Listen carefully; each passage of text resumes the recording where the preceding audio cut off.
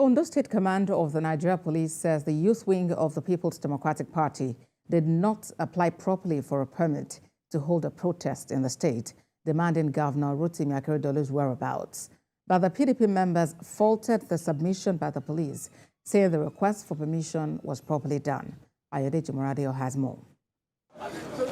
Early in the morning, security operatives stormed the secretariat of the People's Democratic Party, PDP, to prevent the youth wing of the party from holding a protest in Akure, the Ondo State capital.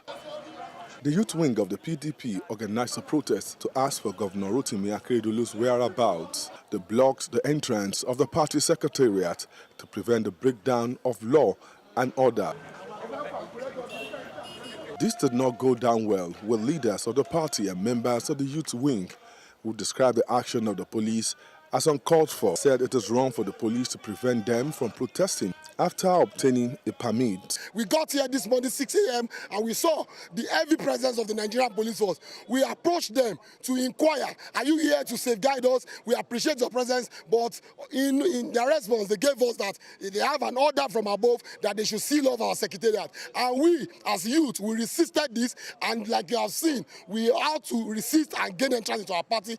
You cannot shut us up. We have a right to assembly, we have a right to protest. Earlier this morning, our secretariat was sealed off by the police, which is quite bad for us. Our staff were asked to leave the office. They were not even allowed access to the secretariat. But after a lot of intervention, they gave us access. And yet, all the youths that were supposed to participate in the exercise, the protest, are still outside.